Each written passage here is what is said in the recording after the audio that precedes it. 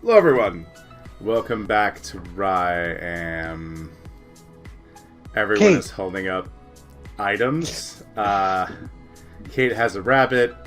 Randall has an Eeyore.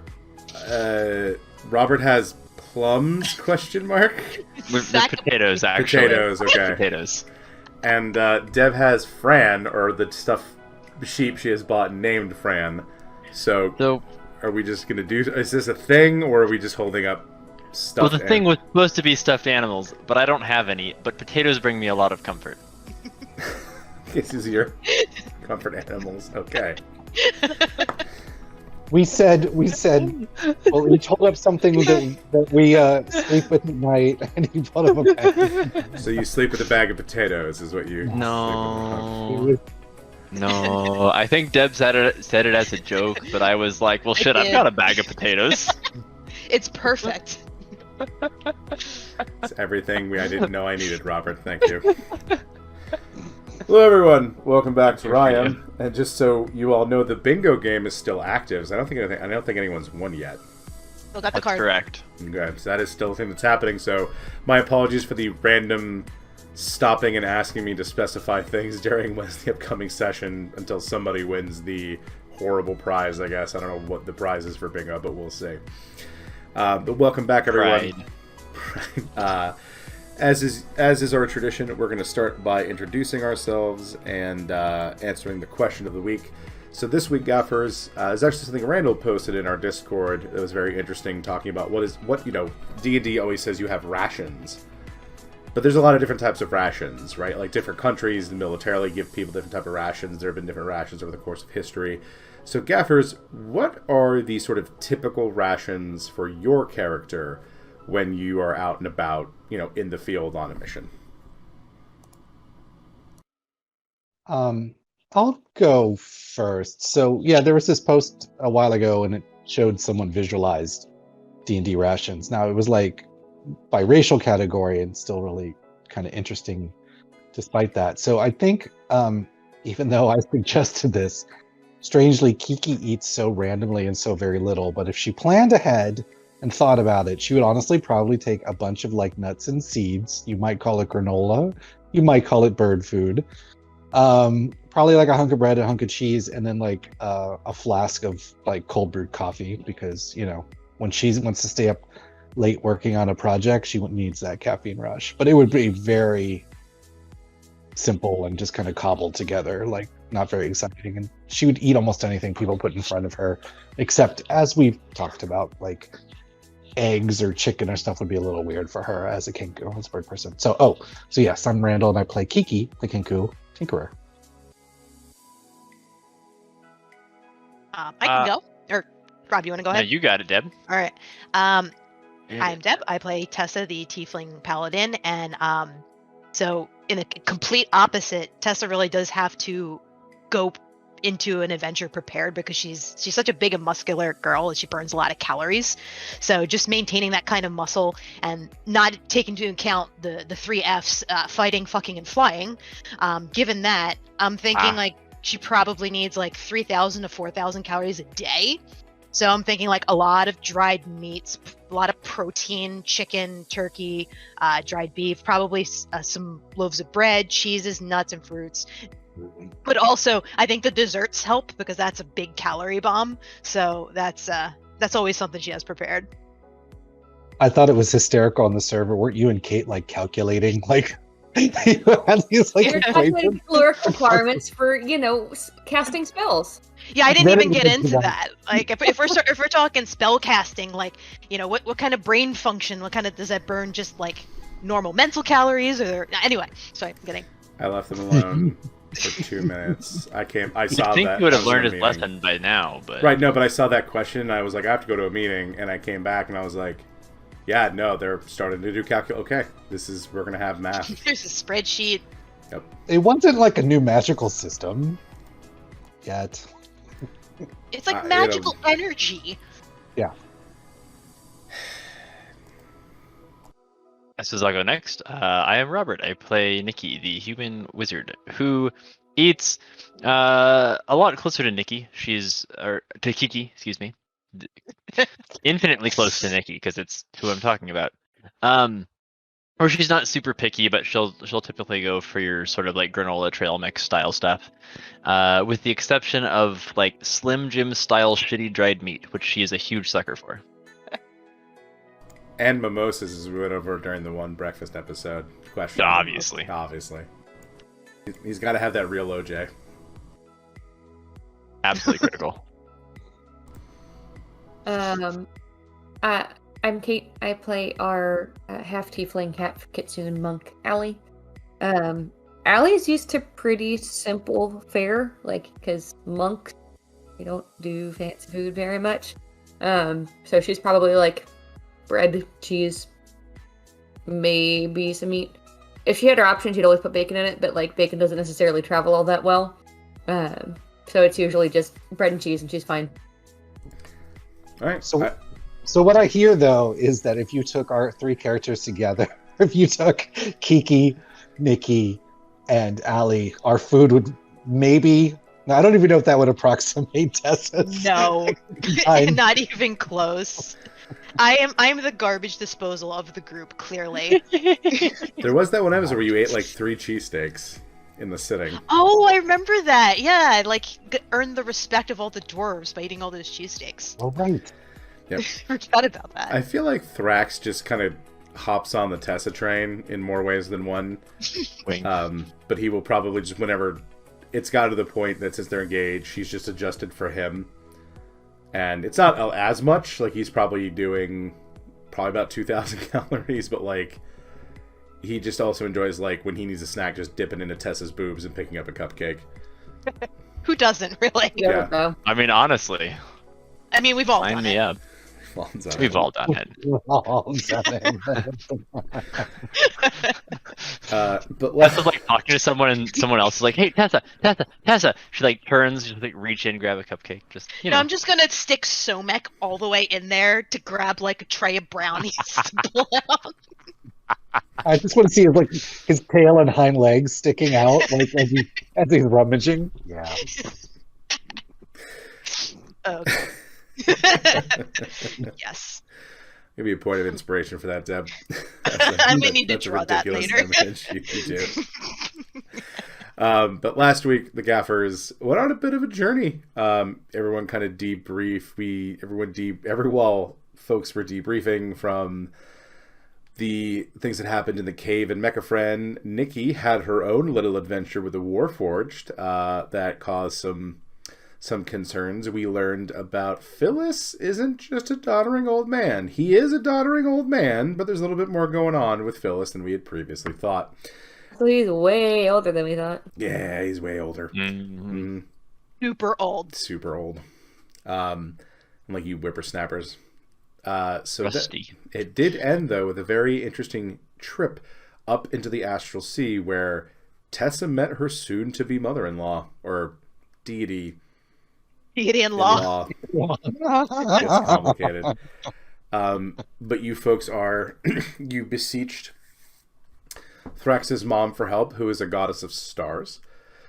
And she has you're there, you got introductions, you found that all of the geckos had stowed away in the Mechafran, or Big Gruff is its proper name, but I'm sure we're going to get rid of that and just call it Mechafran after long enough. And we are kind of back where we were. You folks have been ushered into a starry parlor, if you will. Lots of couches, sort of a camp, think of a very lavish, like Airbnb cabin in the mountains where there's like a big fire pit, a lot of open sky, as you can see. Nice. Stars beyond stars. Like there's nothing in between you and them. It is it seems to be perpetually night in this area. As you're not sure how much time is passing because the Astral Sea time in the Astral Sea is wibbly wobbly at best. But it is all stars in the sky, though you can see just fine, as if there are these like lanterns around with aiding your vision.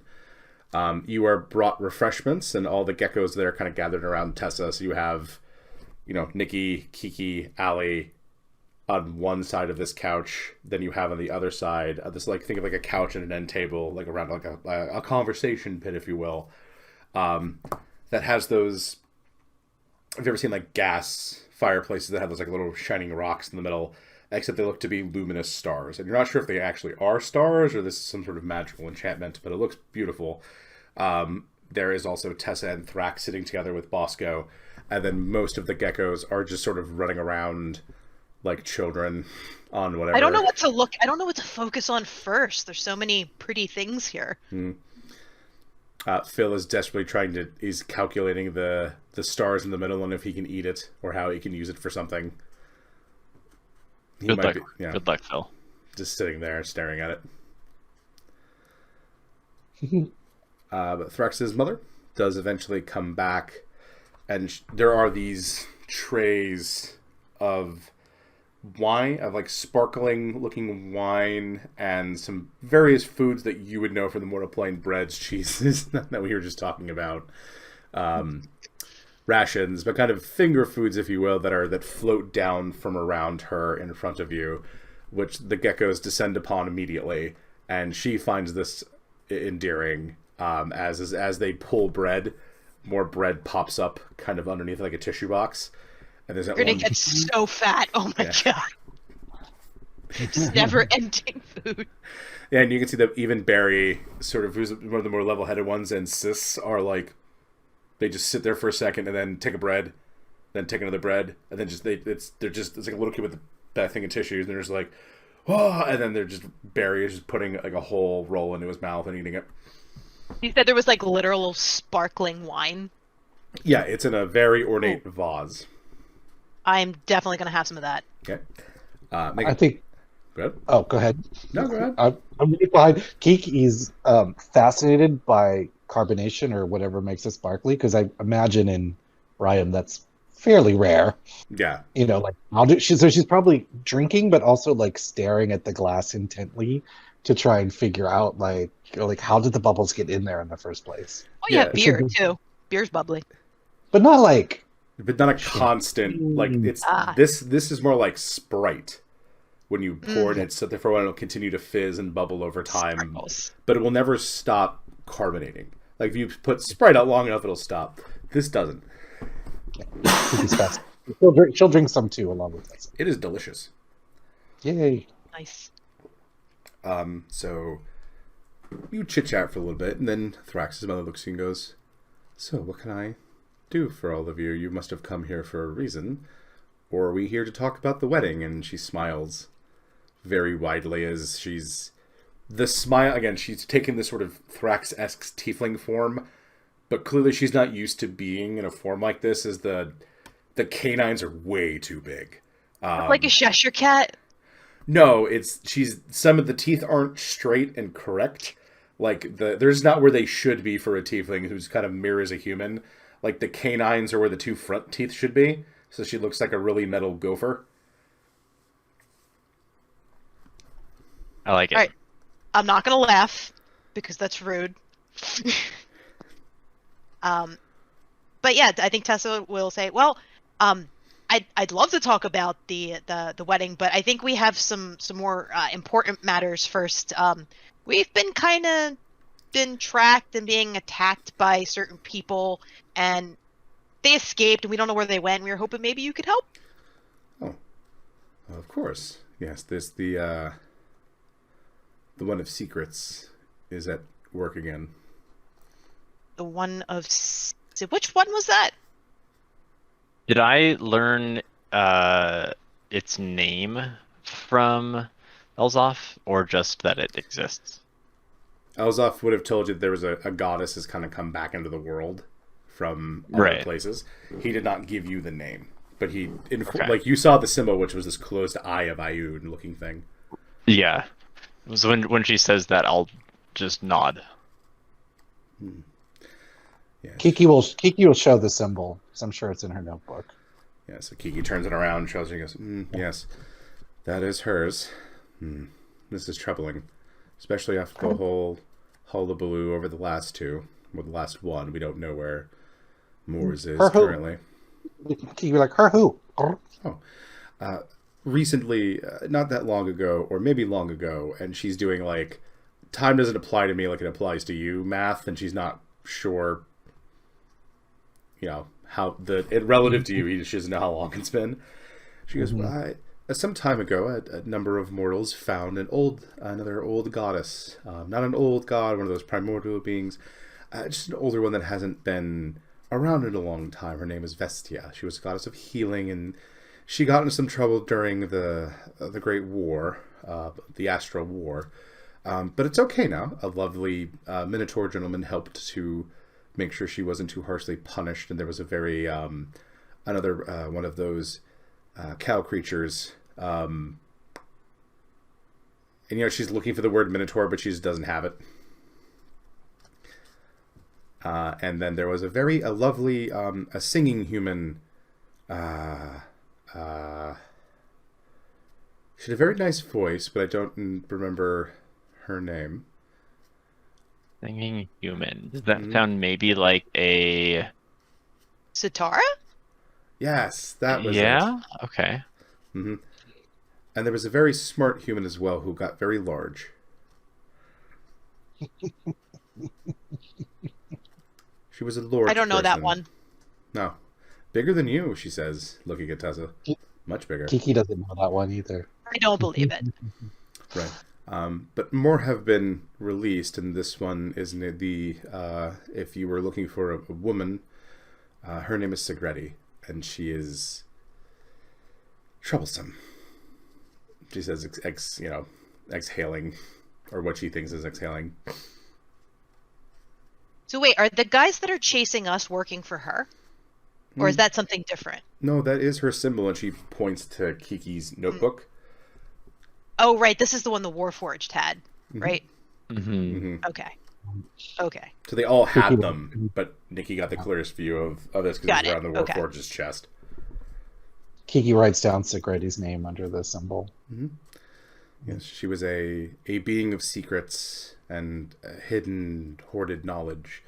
But she does not care for me, because the stars see many things, as she just does this grand sweeping gesture to the sky, where there are like thousands upon thousands of points of light. Kiki will be like, you see her now? See Segretti now? Meaning like the stars are looking down and stuff. Kiki doesn't know much about Thrax's mother or anything about her, and nothing about Segretti, so she's like, you see her now? No, I haven't seen her in some time. She's beyond or hidden from me. If you describe these people who were looking for you, I might be able to find them. Kiki will use minor illusion, and she'll ask the rest of the party, like, this look like that, because part of the time she was in the big gruff, the neck of her. Well, So I think you probably saw the monk clearly when he was killing you the first time. Yes. Probably. Yeah, that's in. And Allie has seen him. So Allie draws. That is a thing that Allie does. So she would be able to give at least reasonably accurate drawings of the rogue, the monk. She didn't see the Warforged, so she can't help there.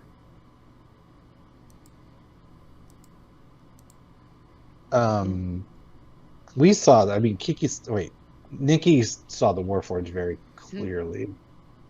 Did any? I'm trying to remember if any of us were there. No. So basically, we'll try to do our best police sketch between our magics and our sketchbooks. We'll try to be like, we'll try to be like, Kiki will be like, this ass hat and that ass hat. What she knows. Oh, that one's definitely an ass hat. Mm-hmm. So she pays attention to the illusions very, very carefully as Kiki cycles through them, and she goes, and you see her sit back in her chair, lean her head back, and her eyes close, and you folks can watch as a couple of shooting stars go by, and then the stars seem to shift a bit. So, Allie, you were the most familiar with like the upper cosmos, at least from the mortal plane. You were functionally seeing what like is Ryam's version of Orion move around. Like the stars move as if the constellation has come to life. and it seems to be searching for something. Okay. Pretty fucking sick. You wait a little bit as Somek kind of waddles up to Tessa. Miss Tessa, Yes, Somek? we need more cookies. Okay, so she does reach into her cleavage and pulls out some cookies and hands them over to Somek. Thank you. And he runs off back to the others. Kiki offers some of the sparkling wine to Phil and the others. Just not like tons of it, but she's. So Phil will take his sifter and he puts it down, and as he burps, like a butterfly comes Bingo! out. I got a bingo thing. I didn't get a bingo. I got the thing. Wait, you got bingo? Or you got it? No. I have. Oh. That is a bingo thing. Yeah. I was waiting for it. What was the other thing about the anathema gang? Oh, by the way, what do we call Thrax's mom besides Thrax? Kiki feels like a little kid, like, hi, Thrax's mom. Hi, Mrs. Thrax's mom. No. Go back. Her name is Zavia. Z-V-A-I, Zavia. Scoot, had you planned to come up with her name all along? I had that one All right. locked in. That's true. Because he mentioned it before to me. Yeah. Thank you. No It's reason. beautiful. Thank you. Her head cocks for a second, and she looks at you and goes, I found one of them. Which one? The Sound one- uncertain. The one bathed in shadow.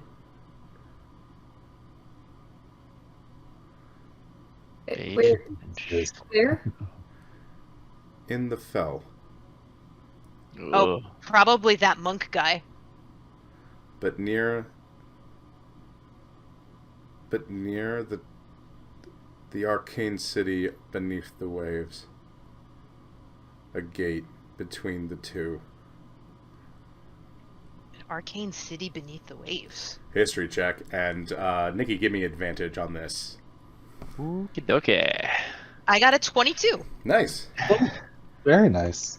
Allie got an 11. This is not her strong suit. No, she's very angry about See. that. She's excited and angry that this woman, that Zavia, has found the monk boy. I mean, she's not angry. She's excited. She's like, yeah, let's thing. Fucking 13. 13 and Kiki 18. Hey. So it is Tessa that remembers a story that one of her father told her when he was doing his travels in Prema, back before they came to live in Doshnaral, that there was a city that was in between the continents of Shantha and Prema, sort of over by Ventos, that is called Xandar. I'm sorry, that's called Zanran. Not Xandar, that's a MC Universe property, I'm sorry. Zanran, which is this arcane city that is underneath the ocean, underneath the strait that separates the two continents. Tessa, that's as much as you know Okay. off the top of your head. That's not too far from where we were at in the Tranquil Valley, right? No, it's very close, and if you tell Nikki about that, Nikki will probably Yes. know more, as it's very close to Ventos. It's like a I'm looking at the map. It's like a diagonal cross from Ventos. So Nikki, now that Tessa's giving you that, give me a history check or an arcana check. History or Arcana? I'll take Arcana, thank you. My handy plus 12 for a 26. So now that Tessa has kind of pointed you in the right way, that she's interpreted this weird god being's, this star being's words, you know that Zanran, you're very aware of Zanran. Zanran is Okay. it is a mageocracy, functionally. However, it's just sort of a place where if a mage doesn't really want to deal with an IRB, like the magic IRB, they go to Zanran. You just sort of do things there, and it's So it's the mageocracy and like the it's a libertarian mageocracy, basically. yeah, there we go. Yeah. So it's Great. you can there's a lot of knowledge and goods to be found there if you can get there and if you can get out.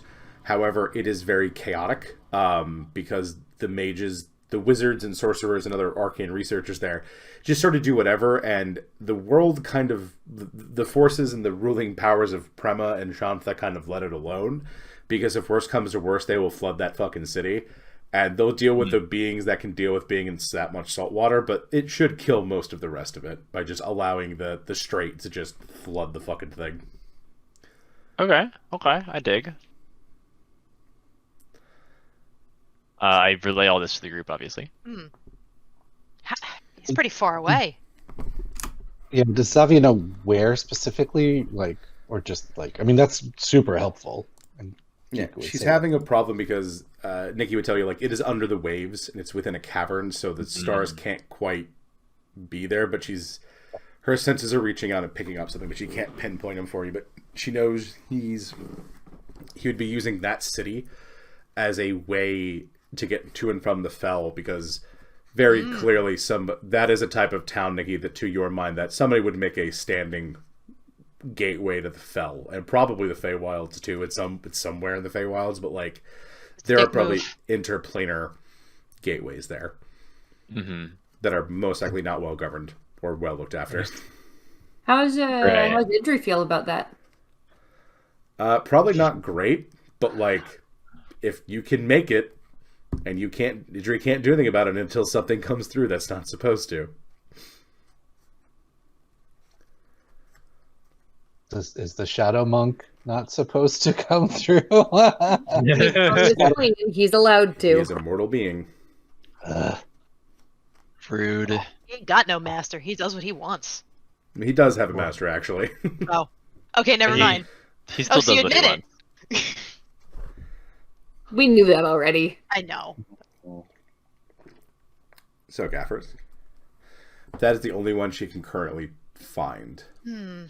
Interesting, okay. Well, we can get there. If we can make it easily. If we can make it there, we can make it anywhere. Kiki's a little dubious about this because the gate makes her nervous because shadow stuff. So how do we get into the city? Oh, Xavier can send you there if you would like. Oh, that would just be convenient. She can't send you out, but she can send you there. What? Yeah. We'll figure out our own way home. Yep. Oh, she tells you she's going to basically throw you down like shooting stars, because she can kind of curve the bullet to get you inside that city. But once you're out of the side of the stars, she can't get you again. Nikki, do you know how to teleport? I do. Do you have the teleportation symbol for somewhere memorized? I have exactly one. Yeah, the estate at least, or somewhere. We haven't had enough downtime at the estate to finish the sigil there. It's like a year of like upping it every day, I think, right? But you've got Ventos, don't you? It's something ridiculous, but yeah. But I have the Thunderblade porting hub. That's it. Got it. Well, there's that's a good spot to go. Yeah, and we can get to a Heartway from there. Yeah, or you could go see Julius again. We could. Oh yeah, I remember Julius. I wonder what he's been up to. Allie has not met Julius. Oh, it's true. I wonder if he's still got that voucher for being a good employee that Roscoe gave him. I mean, maybe actually, yeah. Remember the would-be like assassin dude we sent to Julia? What? Yeah, I wonder how that worked out. That was how we transferred him out of there. You teleported him to the sigil that Julius's teleportation sigil is at. Yep. Huh. Yep. Oh, we've got our way out then. Yeah. We'll see if he's happy to see us after we sent. I don't remember that assassin's name, but like they failed and they were really ashamed and they wouldn't talk unless we. I was like, well, we can get you out, but I don't know what you're gonna do with it. But like, bye. Bye. bye. Bye. So it's probably good if we can do this right away. I mean, was the monk pretty hurt? I know a couple of them. The rogue was very hurt and stuff, and they might have healed by now. Was pretty hurt. We've healed. Kiki, we've healed by now. They've probably healed by now. But I'm just wondering, like, if we can get them separated because they were a pain together. If we could flip the script a little, like if we can get just this one and all of us focus fire on that, I think we could do it because we almost got him down. It's just he bamfed away. What was most effective? Do you remember? Radiant energy doesn't seem to like that. He didn't like that. No. Did not like that. Radiant energy, right? And then there was lots of dex and misty stepping and. Oh, he's got weird powers and stuff. Mobile. Yep. Do we have? So Kiki wants to do some like, just a little pre-plan. I know we can be fans of parachuting in and going. I think using like stuns or holds or something that stops him from moving around and using all of his nonsense would be good. Yeah, there's a lot of nonsense. Because I know that a fair amount of what Kiki has are dex saves. You know, like people do dex saves, not all of them, but a fair number. So she wants to just be prepared before we go zooming in. So she'll make some adjustments to her contraptions based on that. Sure. How much time do you need? Like an hour or so? Just like a short rest is fine for her to adjust some things. I mean, we could just like chill here for an hour and then just like snap down, I guess. But is there anything else you think as far as just pour it in, stun, and leave? Well, I mean, it's a mage city, right? We're probably gonna have to find them once we're in there. That's true. Yeah, I would be surprised if she, like, I mean, no offense, man, you've got hella control. I'm confident, but it's a big city, and it's also underwater. Yeah. Do any of us have like locate object, person, scry, anything like that? I have locate object. I don't know if we remember anything that I don't have either. It has to be an object familiar to me. A weapon that he stabbed somebody with? Oh, didn't we? Actually, didn't he stab me in the side? Did he take that back? That was the rogue, not him. Oh, that was the monk. Oh, the fucker. Oh, that's right. Monk uses his hands. Right. Uses his mitts, like Allie does sometimes. His monkey mitts. Because otherwise, free knife. Yeah, because you want to keep the Morgong blade. Yeah, keep those. It's a souvenir. Yeah. From the fell. I mean, if any one of us were to hold on to something for Felly, my money would be on Tessa, but as a paladin. But yeah, it would probably just disintegrate in my hand. That's right. Yeah, I don't really have anything else as far as like detection goes. Just the object. Could always go and ask around. Yeah, no, Kiki will suggest like figuring out if we can just something, because when we were like, hey, do you know where there's a badass shadow monk around? He's our cousin. He ran away from home. Unless we want to plan that we're like hiring him for an assassination. So Nikki would know that like that is not a very like going to Zanran. If you're not going there to experiment, you're probably going there to either like sell them supplies or buy shady like hire some sketchy services. Yeah. Oh, so we might need to have like a cover story for being there. You don't just go to. It's not a holiday destination. No, it's not just really. going like I'm going to go to Thunderblade today and see big clock towers. You're going there for a reason.